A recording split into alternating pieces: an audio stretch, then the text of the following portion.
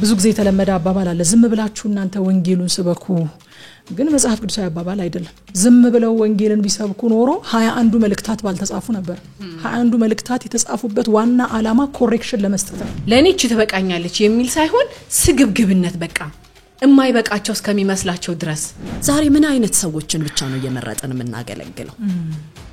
የሚሰሙንን ጥሩ ባህሪ ያላቸው ጨካኞች ናቸው ደካሞችን ካገኙ ከነሱ የሚያንሰውን ሰው ካገኙ ቅርጥፍ አድርገው ነው የሚበሉ እንደነዚህ አይነት ሰዎችን ነፍሰ ገበላ ናቸው የምንላቸው አይነት ሰዎችን እንዴት ነው የምናየው ለማገልገል እንነሳሳለን ወይ የእግዚአብሔርን ጸጋና ምናዋለን ወይ ይሄ ትምርት ጠማማ ትምርት ነው መጽሐፍ ቅዱስ እንደዛ ያስተምራል ይሄ ቃል ይገስጻል ይሄ ቃል ይመክራል ይሄ ቃል ያስተምራል በግሪክ ፊሎሶፊ ውስጥ the seven wise men ሰባቱ ጠበበኛ ሰዎች ከሚባሉት ውስጥ አንዱ ነበር ትውልድን ወደ ደረቴ ማስጠጋት የመምከር በእንባ የመጸለይ ለትውልድ አጣዋለሁ ግን አልሰክርም ማለት አይቻልም አዳምጣለሁ ግን አልሳሳትም ማለትም አንችልም እንዳረቄ ነው ንግግር እንዳረቄ ነው ከገባ በኋላ በእኛ ቁጥጥር ስራ አይደለም ለመኖር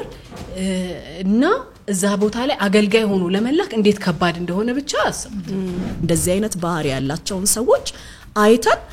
በሽሩሩ አይሆንም አንዳንዴ እግዚአብሔርን አጣብቂኝ ውስጥ ልንከተው አንችልም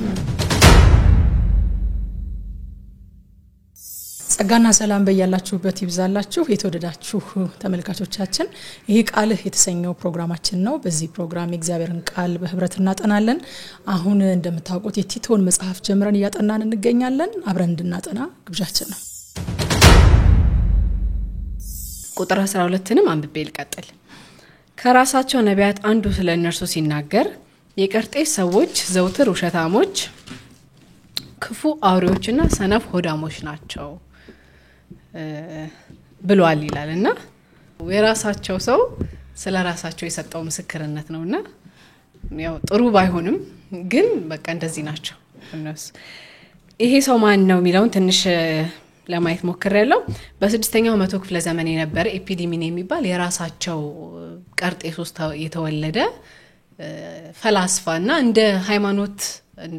ሃይማኖት ሰው የሚከተሉት እንደ ነብይ የሚያዩት ሰው ነበርና በግሪክ ፊሎሶፊ ውስጥ the seven wise men ሰባቱ ጠበበኛ ሰዎች ከሚባሉት ውስጥ አንዱ ነበር የተለያዩ አይነት ግጥሞችን የተለያዩ አይነት ሂስትሪዎችን ጽፏል ፍልስፍናም አለው ሞርገን ኢንፋሳይዝ የሚያደርገው ዙስን በማሞገስ ውስጥ ነው ይሄ አምላካቸውን ስለሱ በጣም ብዙ ነገር ይጽፋል ስለ ዙስ ማለት ነውና እንግዲህ ፕሉቶ የሚባል ከነዚህ ከሰባቱ አንዱ የሆነ ፈላስፋ ስለዚህ ሰው ሲናገር the divine man ይለዋል መለኮታዊ ሰው ብሎ ይጠራዋልና ይሄን ያሉበት ምክንያት ለዙስ ከሚሰጠው ሙገሳ የተነሳ ነውና ይሄ ሰው ነው እንግዲህ ስለነሱ ምስክርነትን የሰጠው ከውጪ አይደለም ይሄ ምስክርነት የመጣው ከራሳቸው እንደ ራሳቸው ከነበረ ሰው ነው ይሄ ምስክርነት የመጣውና እንደ አገር ያላቸው የተበላሸን ባህሪና የተበላሸን ስነ ምግባር ነው የሚያሳየው ይሄና ዘውትር ውሸታሞች ናቸው ዘውትር እንዴት ይዋሻል ማለት ለሆነ ጉዳይ ልትዋሽ ትችያለሽ እንጂ ዘውትር ማለት እንትን ነው ስቴፑ ሰው መጀመሪያ ዳይሬክትሊ ይዋሻል ሰብረሻል አልሰበርኩም ይባላል ከዛ በኋላ እንትኖች አሉት ስቴጆች አሉት ብቻ ውሸት ከዛ አንዳንዴ ደግሞ ሰዎችን ላለማስቀየም ብለን ይጣፍጣል ምግቡ አምሮብሻል ምናምን ይያልን እቺም ውሸት ናት ዋይት ላይ ትሆን እንጂ ውሸት ናት ከእውነት ፈቀቅ ያለ ነገር ሁሉ ውሸት እንደሆነ ይናገራል ተሰሚነትን ደግሞ ለማግኘት ወይንም ደግሞ ሰዎች እንዲያምኑን ደግሞ ከፊል አስቀርተን የምንናገረው አለ ይሄም ውሸት ነው ዞሮ ግን የመጨረሻው ስቴፕ ራስን ማታለል ስቴፕ ሲሆን ምንድነው አሁን አንዳንዴ ምንም ችግር በሌለበት ቦታ መዋሸት ማለት ነው ምንም ችግር የለውም እውነቱን ባትናገሪም ችግር የለም አሁን ለምሳሌ እንዴት ነው መንገድ ላይ ተቀጣጥረንና ሄርሚያውን ተቀጣጥረን የመጣን ቀድሚያት ደርሼ የት ደረሽ ስትለኝ ሳልደርስ ደርሻለሁ እኮ ይሄ ማለት የመጨረሻው ስቴፕ ነው ባይ ዘ ዌይ ምንም ኮንሲኩዌንስ ሳይኖረው ዝም ብሎ መዋሸት የውሸት የመጨረሻው ስቴጅ ነው ራስን መዋሸት ይባላል ራስን መዋሸት እና እግዚአብሔርን መዋሸት ይሄ የመጨረሻው ስቴጅ እና እነዚህ ሰዎች ውሸት ውስጥ ነው የሚኖሩት ህይወታቸው የውሸት ነው በቃ ኑሯቸው የውሸቱ ነው በቃ አንድ ቀርጤሳዊ አፉን ከፈተ ማለት የዋሸ እንደሆነ ነው የሚያሳየው ይላል እዚህ ላይ ያገኘኋቸው አንዳንድ እንትኖችና ውሸት ሶርሱ ከሰይጣን እንደሆነ መጽሐፍ ቅዱስ ይናገረናል እውነት ደግሞ አርነትን ደግሞ እንደምታወጣ መጽሐፍ ቅዱስ ይነግረናልና በእነዚህ ሰዎች የሚያወሹበት የራሳቸው ምክንያት አለ ጥቅም ለማግኘት ነው ገንዘብን ለማግኘት እንደተናገርነው ሂስትሪውን ታሪካዊ ዳራውን ስናጠና በጣም የገንዘብ ፍሎ የነበር ያለበት የንግድ ከተማ ስለሆነች ሰው ገንዘብን ለማግኘት ጥቅምን ለማግኘት ሲል ይዋሻል ይሰርቃል ወዲህ ወዲያ ይላል በቃ ይሄ ሴክሹዋል ኢሞራሊቲ በጣም የበዛበት ስለሆነ ሴቶችን ለማማለል እንደዚሁ በጣም ብዙ አይነት ውሸቶችን ይዋሻሉ ማለት ነው ክፉ አውሬዎች ብሎ ደግሞ ይጠቅሳቸዋል ይሄ ደግሞ በቃ የእንስሳን አይነት ባህሪ ነው ያላበሳቸው ለነዛ ሰዎች ምንድነው በቃ ጨካኞች ናቸው ደካሞችን ካገኙ ከነሱ የሚያንሰውን ሰው ካገኙ ቅርጥፍ አድርገው ነው የሚበሉት እና ይሄ አውሬነትን አላብሶ ነው የነገራቸውና ብዙ ሰው እንዲያውም አንዳንዶች ምን ይላሉ የቀርጤ ሰዎች ውሸታሞች ከሆኑ ስለዚህ ይሄም ሰውዬ የተናገረው ምስክርነት ውሸት ነው ማለት ነው ይላሉ ግን ሐዋርያው ጳውሎስ ይሄ እውነት ነው ብሎ ያረጋግጣል እውነት እንደሆነ ማለት ነው እውነትም ሰዎቹ ክፉ አውሬዎች ናቸው ቅድም አንበበናል አይደለ ገንዘብን ለማግኘት ጥቅምን ለማግኘት ሲሉ ዶክትሪን ያጣምማሉ ጥቅም ለማግኘት ሲሉ በጣም ብዙ ነገር ውስጥ ይገባሉ ይዋሻሉ አሁን ደግሞ የአውሬነትን ባህሪ ያላብሶ አዘኔታ የሚባል ነገር ሲምፓቲ የሚባል ነገር የላቸው they will do anything ማግኘት የፈለጉትን ነገር ለማግኘት ሲሉ ማለት ነው ይሄን ደግሞ ከዙስ ነው የተማሩት ብለናል በሶስተኛ ደረጃ ሰነፍ ሆዳሞች ይላቸዋል ሰነፍና ሆዳም በጣም እንትን ይመስላል አይደለ ማለት ስራ አይሰሩም ግን ሆዳሞች ናቸው እነዚህ ቅድም እንደነገርኳችሁ ኢቪል ቢስትስ በጣም ጨካኞች ናቸው ከነሱ ደከም ብሎ ያገኙትን ሰው ቅርጥፍጥፍ አድርገው ሁሉ ነገሩን ነው የሚወስዱበት ስለዚህ ስራ አይሰሩም ምን እንደሚያደርጉት ዊክ የሆኑትን ደከም ያሉትን ሰዎች አታክ ያረጉ የነዛን ሰዎች መውሰድ ማለት ነው የነዛን ሰዎች ንብረት መውሰድ የዛን ሰዎች የሰሩበትን መውሰድ በጣም ቀሚያ ይበዛበት ቦታ እንደሆነ ያሳያልና ስራ አይሰሩም ፊዚካሊ እንደ ከዚህ በፊትም እንዳወራዋችሁ ብዙ ወታደሮች ከስራ ተቀንሰው ከስራ ተባረው ያሉ በጣም ብዙ ወታደሮች ያሉባት ከተማ ናት እነዛ ወታደሮች ብዙዎቹ ስራ መስራት አይወዱም ምን የሚያደርጉት ይቃማሉ ግን ደግሞ ሆዳሞች ናቸው ከራሳቸው ማለት ይሄ እንዴት ነው ለኔች ተበቃኛለች የሚል ሳይሆን ስግብግብነት በቃ የማይበቃቸው እስከሚመስላቸው ድረስ የሁሉንም ይሄንንም መንጠቅ ያንንም አቢዩዝ ማድረግ እቃት የሚፈጽሙ ሰዎች ይበዙበት ቦታና በጣም ይሄ ለመኖር እና እዛ ቦታ ላይ አገልጋይ ሆኖ ለመላክ እንዴት ከባድ እንደሆነ ብቻ አስቡት እና በጣም ከባድ ሁኔታዎች ሲፈጠሩ ሁለት ነገር አለ አገልጋይ ስንሆን አገልጋዮች አለን ቤተክርስቲያን ውስጥና በጣም እንደዚህ አይነት የቀርጤስ አይነት ቦታ ላይ ሲሆን ያ ቦታ በጣም ከባድ ቦታ ነው እከሌ ይሄድ ወይ ደግሞ ያ ቦታ በጣም ከባድ ነው እከሌ ግን መሄድ አይችልም ይባላልና አሁን ቲቶ ምን አይነት ሶሳይቲ ውስጥ እንደገባ ብቻ አዩት እነዚህ ሰዎች ነው እንግዲህ እንዲመራ እንዲያስተካክል የተላከውና የእግዚአብሔር ጸጋ እንዴት አብዝቶ እሱ ላይ እንደሚሰራ ያሳያልና በጣም ነው የገረመኝ እነዚህን ሰዎች ታሪክ ሳነብ እንግዲህ ከዚህ ውስጥ የተረዳው ከራሳቸው ከመካከላቸው የሆነ ሰው ስለነሱ የሰጠው ምስክርነት ነውና ወደ ራሳችን ማምጣት እንችላለን ይሄንን በዚህ ዘመን ያለውን የኛን የካልቸር ከመካከላችን ሆኖ ይሄ ነው ችግራችን ብሎ የሚወቅስልን ይሄ ነው ችግራችን ብሎ የሚያሳየን ሰው ቢኖር እንዴት ጥሩ ነው ይሄ አንደኛ ችግሩን ለመፍታት እኮ ችግሩን ራሱ ማወቅ ጥሩ ነገር ስለሆነ ማለት ነው ይሄን ደግሞ ከውጭ ያለ ሰው ከሚነግረን ከመካከላችን ያለው ሰው በዚህ ዘመን ባለች ቤተክርስቲያን ውስጥ ምንድነው ችግራችን ምንድነው የቤተክርስቲያን ችግር የሚለውን ነገር ጠቆም አድርጌ ማለፍ ስለፈለኩኝ ነው ከቁጥር 12 ይሄ ነው እኔ ተሰካጀሁት ከኔ ጋር ደግሞ ቁጥር 13 እና 14 እንቀጥላለን በጣም የሚገርም ነው ረቁዬ ተባረኪ ቁጥር 13 እና 14 አንብቤው ልጀምር ይህ ምስክርነት እውነት ነው ስለዚህ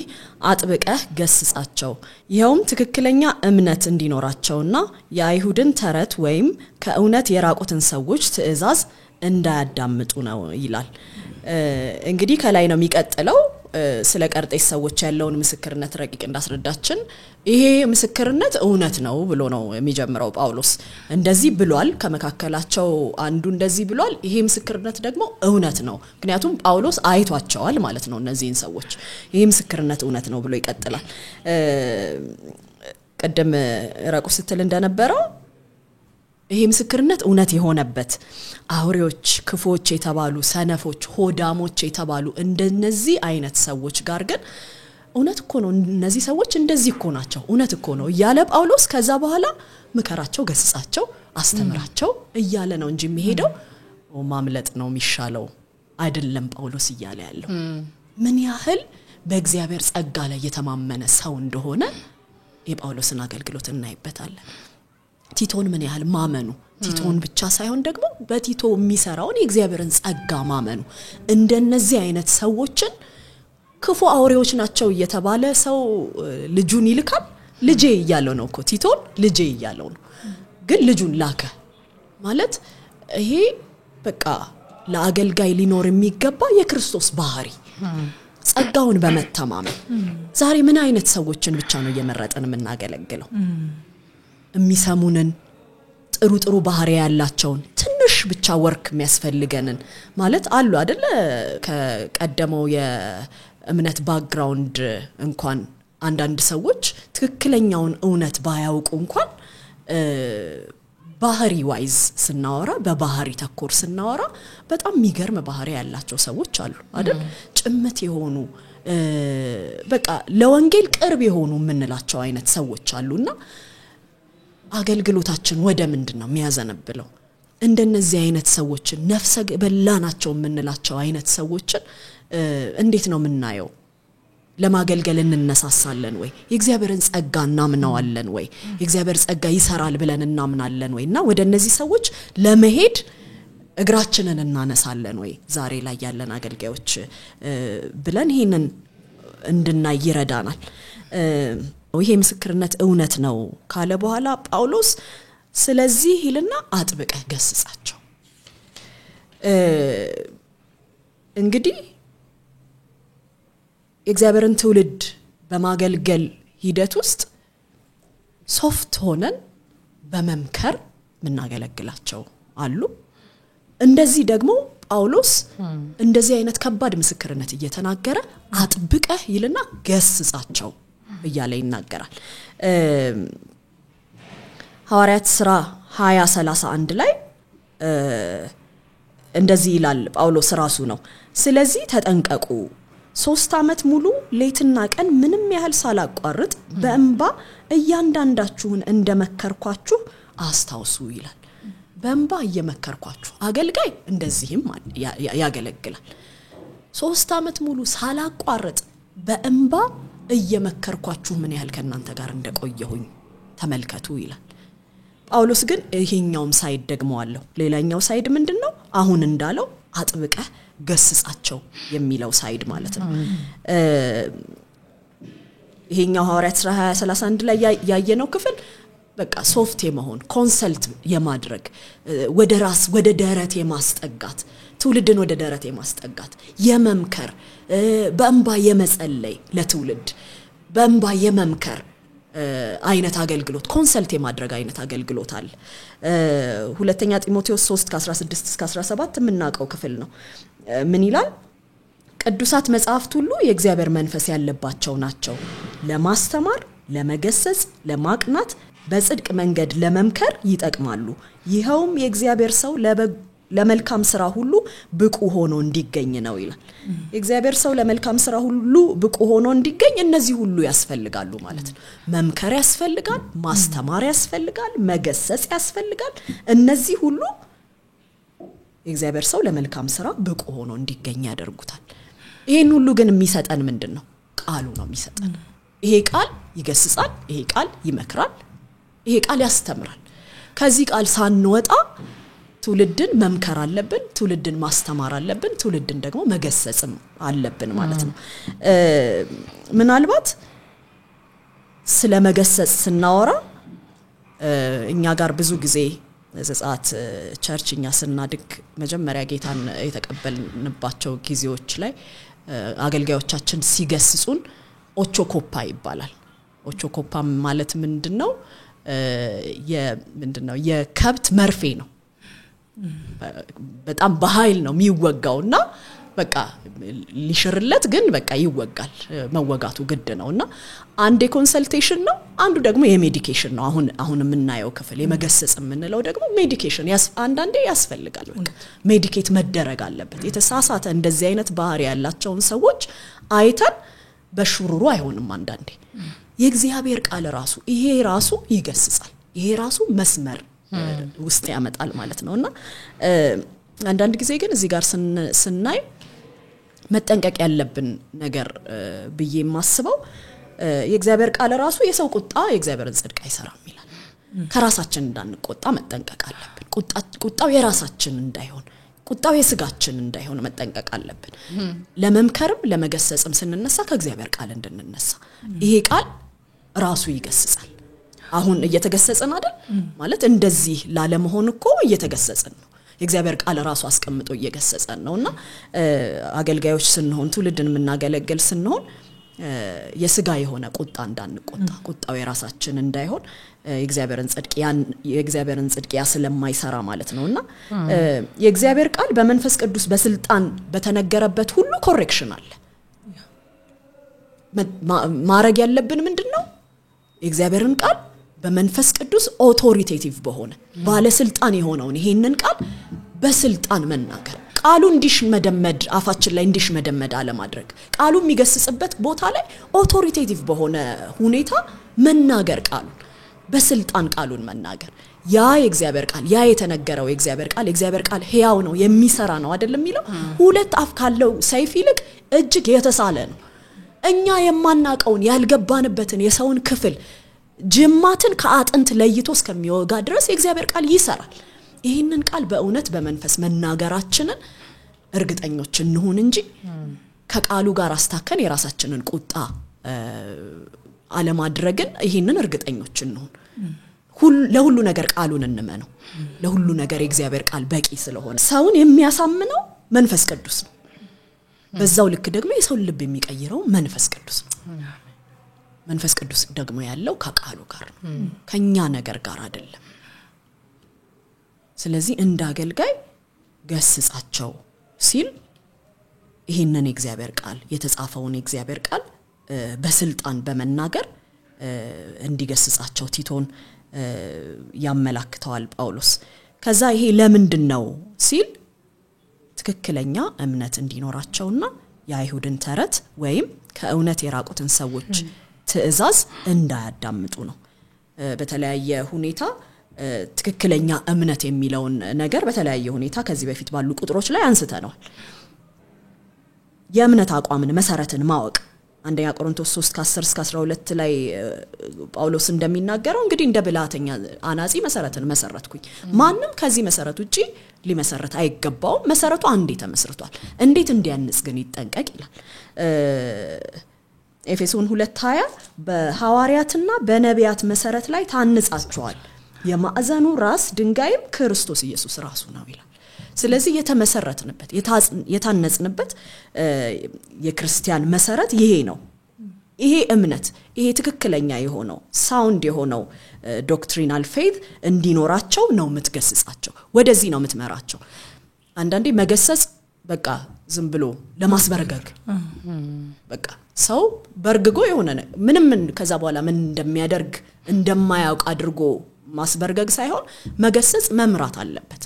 መገሰጽ መንገድን ማሳየት አለበት ገስጻቸው ብሎ አይተው ለምንድን ነው ምትገስጻቸው ትክክለኛ ትምህርት እንዲኖራቸው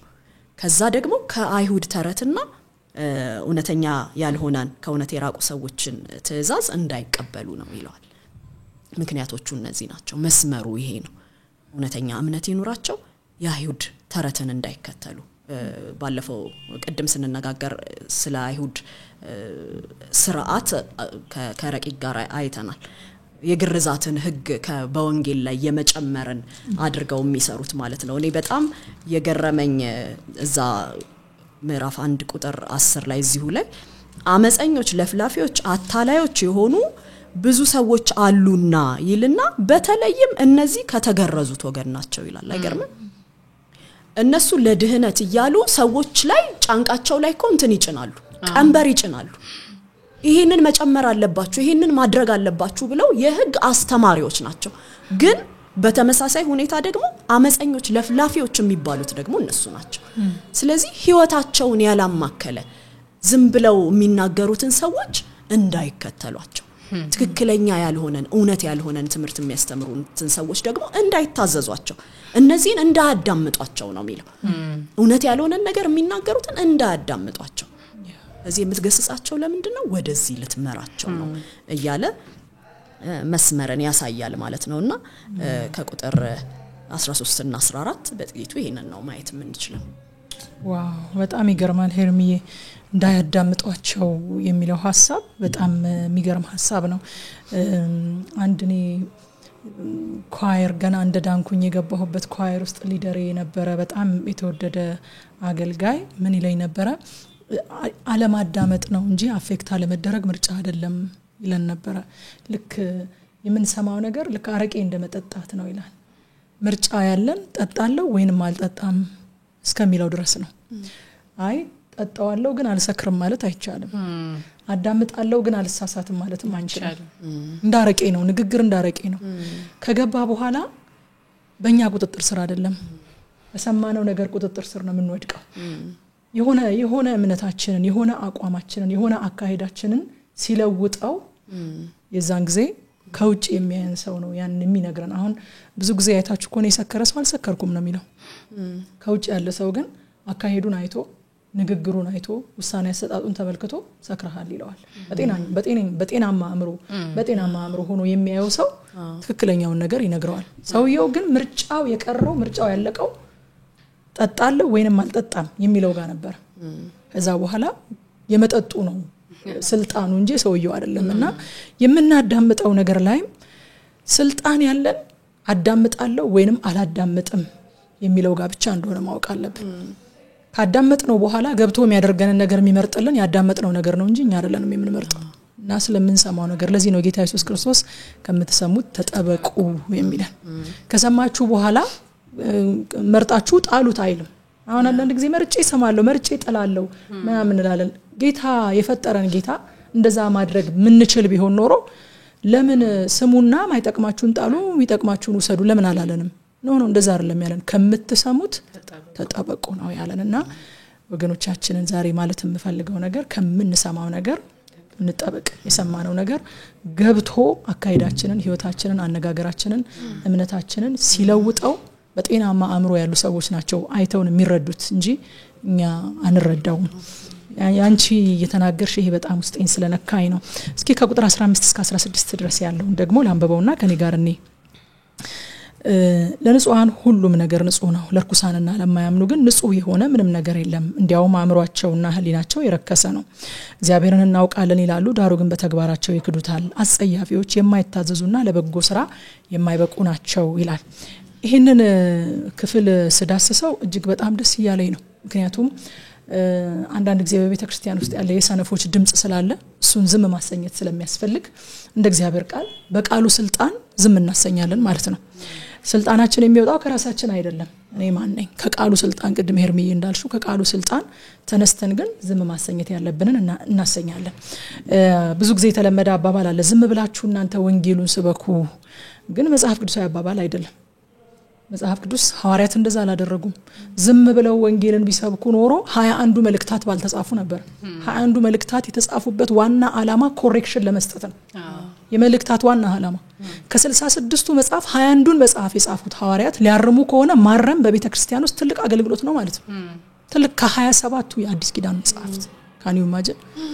የተጻፉት እነዚህ ለማረም ነው ኮሬክት ለማድረግ ነውና ኮሬክት ማድረግ አገልግሎት ነው ኮሬክት ማድረግ ወንጌልን መስበክ ነው ወንጌልን መስበክ ነውና ይሄ ለንጹሃን ሁሉ ንጹህ ነው የሚል አባባል በአንዳንድ ስንፍናን ማድረግ በሚወዱና ስንፍናን መናገር በሚፈልጉ ሰዎች ዘንድ እነሱ የሚያደርጉት ነገር እነሱ ንጹህ ከመሆናቸው የተነሳ አፌክት እንደማያደርጋቸው አድርገው ይሄንን ቃል ሲጠቀሙበት እንመለከታለን። እንደውም አንድ ሰው የተናገረውን ምሳሌ በጣም የማስተዋውሰው ምሳሌ ልናገር። እናንተ በመንፈስ ቅዱስ ታተማችኋል የሚለው ቃል ማለት አለ ታሽጋችኋል ሲልድ ተደርጋችኋል ማለት ነው አለ። አንድ ሲልድ የተደረገን በጣሳ ውስጥ ያለን ሰርዲን አለ ከነቃሉ ነው ማስተዋውሰው ያንን ሰርዲን በርሜል ሙሉ ቆሻሻ ውሃ ውስጥ ብትከቱት አለ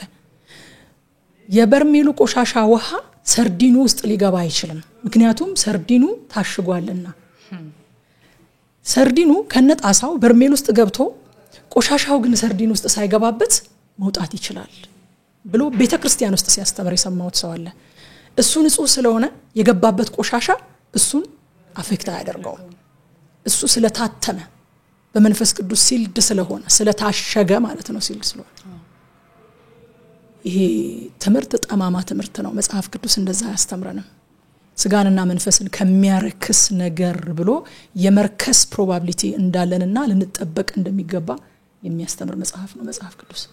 ንጹሃን ብንሆንም ግን የመርከስ ፕሮባቢሊቲ እንዳለን መጽሐፍ ቅዱስ ይናገራል ሆም ብለን ዴሊበሬትሊ ጸንተን አልቆሽሽም ሲልድ ነኝ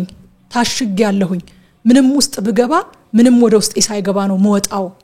በሚል አካሄድ የምንሄድ ከሆነ ስጋንና መንፈስን የሚያረክስ ነገር ውስጥ እየገባ ነው። ገላትያ 6 ላይ ሐዋርያው ጳውሎስ እንደሚናገረው ደግሞ አትሳቱ ይላል እግዚአብሔር አይዘበትበትም እግዚአብሔርን የሆነ አጣብቂኝ ውስጥ ልንከተው አንችልም በቃ መዳን በእምነት ነው ብለሃል ስለዚህ የዳንኩት በእምነቴ ነው ስለዚህ የማደርገው ነገር የተቀደስኩት በክርስቶስ ኢየሱስ የመስቀል ሥራ ነው በስራዬ ስላልተቀደስኩኝ በስራዬ አረክስም በስራዬ ስለዳንኩኝ በስራዬ አልሞትም ስላልዳንኩኝ በስራዬ አልሞትም እያልን እግዚአብሔርን አጣብቂኝ ውስጥ ልናስገባው አንችልም እግዚአብሔር ከአይምሮአችን ይልቅ ትልቅ ነው መጽሐፍ ቅዱስ የሚለው ያንን ነው ከኛ ከዚች የለውዝ ፍሬ ከምታክል ጭንቅላት አለ አንድ ሰው ከዚች የለውዝ ፍሬ ከምታክል ጭንቅላታችን ይልቅ ታላቅ ነው እግዚአብሔር ይልቁንም በድካም ውስጥ ከሆነን ደከም ያለው ጌታ ሆይ ጸጋ አብዛልኝ በስተት ውስጥ ከሆነን ደግሞ አስተምረኝ ጌታ ሆይ መመለስ እፈልጋለሁ ልክ በተረዳን ጊዜ ቃሉ በገለጠልን ጊዜ መንፈሱ ባበራልን ጊዜ ጌታ ሆይ የመመለስበትን ጸጋ አግዘኝ ሰው በድካም ይስታል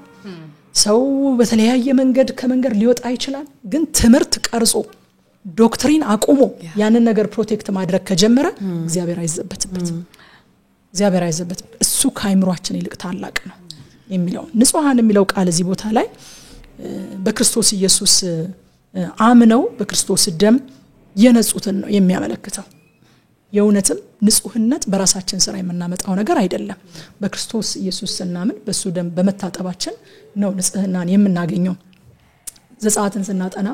አንድ ነገር እያየን በዛውም ጨምሬ እየተናገርኩኝ ነበር ሙሴ አሮንና ልጆቹን ለክህነት አገልግሎት እግዚአብሔር ሲለያቸው አምጣቸውና በመገናኛው ድንኳን በራፍ ላይ እጠባቸው አለው አጠባቸው ከዛ በኋላ ግን አሮንና ልጆቹ መታጠብ ያስፈልጋቸው ማለት አይደለም እለት ደግሞ ወደ መታጠቢያው ድንኳን ወደ እግዚአብሔር መገኛ በገቡ ቁጥር እየታጠቡ ራሳቸውን ኢቫሉዌት ያደረጉ ነበር የሚገቡት ራእይ መጽሐፍ ላይም ልክ እንደዚህ አይነት ሐሳብ ያያየን ነበር ለወደደን ከኃጢአታችንን በደሙ ላነጻን ይላል ጌታ ኢየሱስ ክርስቶስ በደሙ እኛን ለማንጻቱ ምንም ጥያቄ የለውም ከዛ በኋላ ራእይ ምዕራፍ 7 ላይ ደግሞ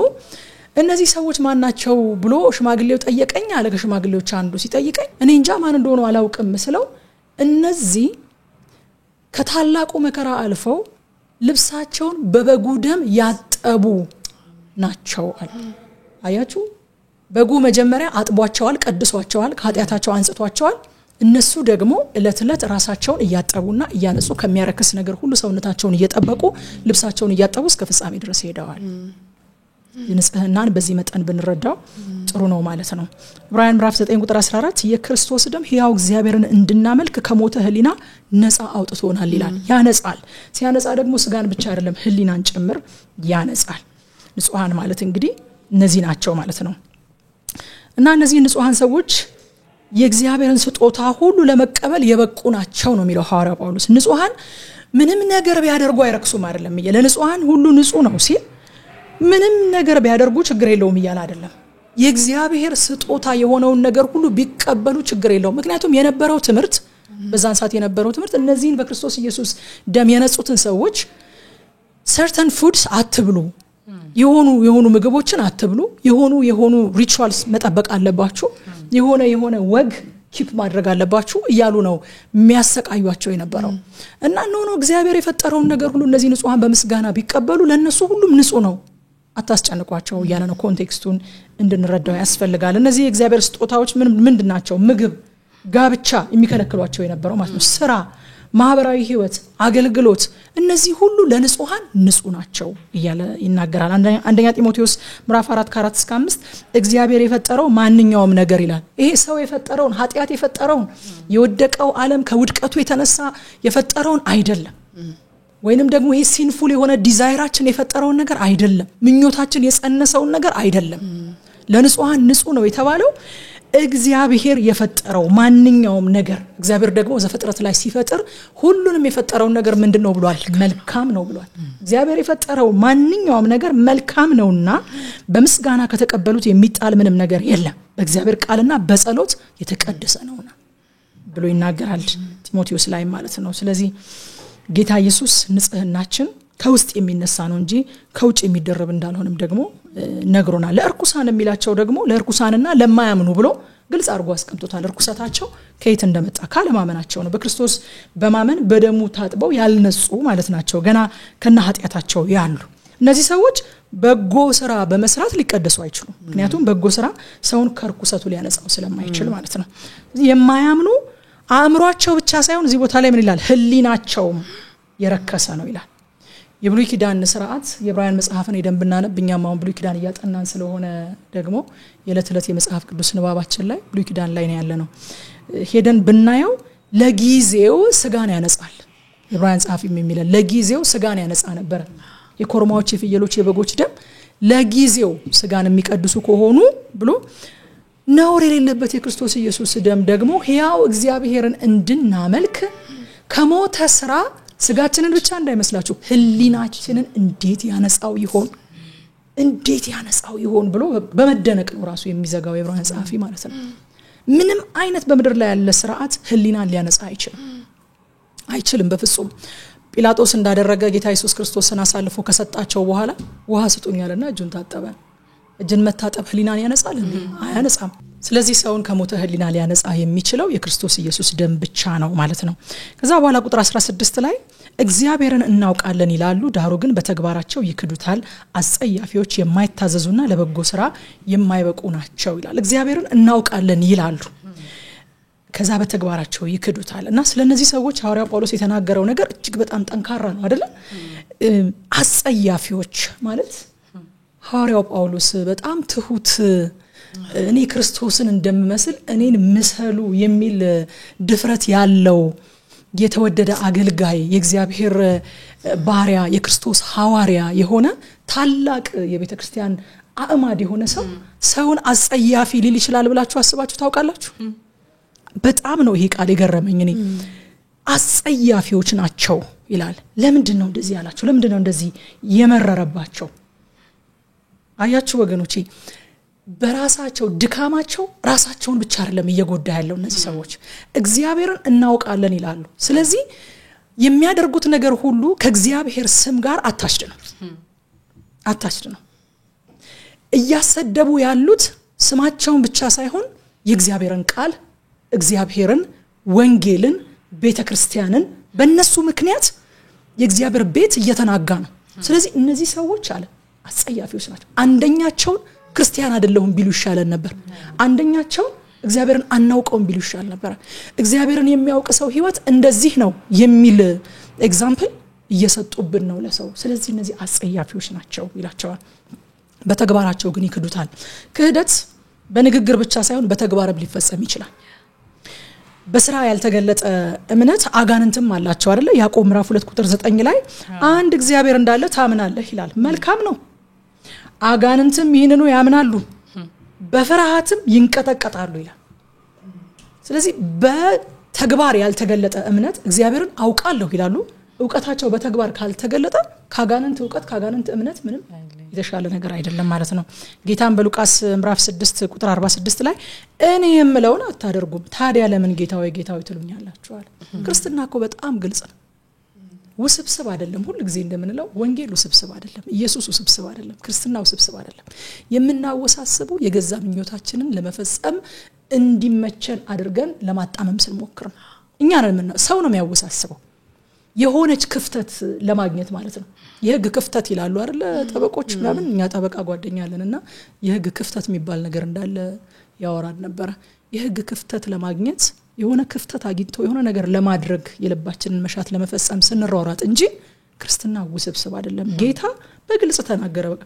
እኔ ምለውን አታደርጉም ታዲያ ለምን ጌታዬ ጌታዬ ትሉኛላችሁ ብሎ በግልጽ ተናግሯል ማለት ነው። አንደኛ ዮሐንስ ምዕራፍ 3 ላይም እንደዚሁ አንደኛ ዮሐንስ ላይም እንደዚህ ብሎናል። ዮሐንስ ትእዛዙን ብንፈጽም እርሱን ማወቃችንን በዚህ እርግጠኞች እንሆናለን። አሹራንሱ ራሱ ማለት ነው እግዚአብሔርን ማወቃችንን አሹራንሳችን ትእዛዙን መፈጸማችን ነው የሚለን ዮሐንስ። ትእዛዙን ብንፈጽም እርሱን ማወቃችንን በዚህ እርግጠኞች እንሆናለን። እርሱን አውቃለሁ እያለ ትእዛዙን የማይፈጽም ግን ሐሰተኛ ነው፣ እውነትም በእርሱ ውስጥ የለም። በቃ በደንብ አብራርቶ እንዳንከራከር አድርጎ ደግሞ ዮሐንስ ይዘጋልናል። አውቃለሁ እያልክ ትእዛዙን የማትፈጽም ከሆነ አይ አሹሪው አታውቀው ነው እያለ ያለው ሐዋርያው ዮሐንስ ደግሞ በግልጽ እየነገረን ማለት ነው። ስለዚህ ጳውሎስ እንደነዚህ አይነቱን ሰዎች አጸያፊዎች፣ የማይታዘዙ፣ ለበጎ ስራ የማይበቁ ናቸው ይላል። ምክንያቱም እግዚአብሔርን እንደሚያውቁ ስለሚናገሩ በኑሯቸው እነሱ ብቻ ሳይሆኑ የእግዚአብሔር ቃል እየተሰደበ ስለሆነ ቲቶ ላይ የተፈጠሩት ችግሮች የክርስቲያኖች ካራክተር ቤተክርስቲያን ውስጥ ያሉት ያልተገቡ ነገሮች በመጨረሻ ያመጡትን አንድ ጉዳት ጠቅለል አድርገን ስናስቀምጠው እኮ በዚህም ምክንያት በመካከላችሁ የእግዚአብሔር ቃል ተሰደበ የሚል ነው። በእነዚህ ሰዎች ምክንያት የእግዚአብሔር ቃል ይሰደባል ማለት ነው። የክርስትናስ እንዲህ ከሆነ ይቅርብኝ ይላሉ ማለት ነው ሰዎች። ወንጌልን ማመን እንዲህ ከሆነ የሚያደርገው ይቅርብኝ፣ የናንተ ኢየሱስ እንደዚህ ከሆነ የሚያደርገው ይቅርብኝ እንዲሉ እናደርጋለን ማለት ነው። አንድ ሰው ደግሞ በእናንተ ምክንያት ከሚሰናከል ነው ያለው ጌታ ኢየሱስ ክርስቶስ የወፍጮ ድንጋይ ባንገታችሁ ላይ ታስሮባችሁ በባህር ብትጣሉ ይሻላል ነው የሚለውና እነዚህ ሰዎች አጸያፊዎች ብሎ ሐዋርያው ጳውሎስ እንደዚህ አምርሮ የተናገራቸው ለሌሎች መሰናከል፣ ለወንጌል መሰደብ፣ ለቃሉ መሰደብ፣ ለእግዚአብሔር መሰደብ ምክንያት እየሆኑ ስለሆነ ነው። ምክንያቱም እግዚአብሔርን እናውቃለን እያሉ ስለሆነ ማለት ነው። እኔ ወደ ጌታ እንደመጣሁኝ ታክሲ ውስጥ የታክሲ ረዳቶች እንደዚህ የሆነን ሰው ያላግባብ ትልልቅ ሰዎችን አቢዩስ ሲያደርጉ ወይ የሆነ ነገር እንደዚህ ማይሆን ነገር ሲፈጠር እንዴት ታረጋላችሁ ብዬ ተቆጥቼ እናገርና የስልኬ ጥሪ መዝሙር ነበር አስተዋውሳለሁኝ። ከዛ በኋላ መለስ ስል ወይኔ ስልኬ ቢጠራና አሁን መዝሙር ቢሆን ክርስቲያን ሆና ነው እንደዚህ ተናገረችን ይሉኝ ይሆን ብዬ ስልኬን ቶሎ ብዬ ሳይለንት አድርገው ነበር። በቃ ካራክተር የተሰርቶ እስከሚያልቅ ድረስ አትሊስት ወንጌልን ፕሮቴክት ላድርግ ብዬ ማለት ነው። አትሊስት ክርስትናን ፕሮቴክት ላድርግ ብዬ ሳይለንት አድርገው ነበር ስልኬን ቶሎ ብዬ ማለት ነው። ስለዚህ እግዚአብሔርን እናውቃለን እያለን የምናደርገው ማንኛውም ነገር ከኛ አልፎ እግዚአብሔርን እንደሚያሰድብ እንድናውቅና ይሄም ደግሞ በእግዚአብሔር ፊት አጸያፊ እንደሆነ ነው ጳውሎስ የሚነግረን። ከቁጥር 15 እስከ 16 ድረስ ይሄንን መረዳት ችያለሁኝ። እኔ እንግዲህ ቲቶ ምዕራፍ 1ን እንደዚህ ጨርሰናል። በምዕራፍ 2 ሳምንት እንገናኛለን። እያጠናችሁ ጠብቁን፣ እየጸለያችሁልን ጠብቁን። ጌታ ኢየሱስ ይባርካችሁ። መልካም ሳምንት።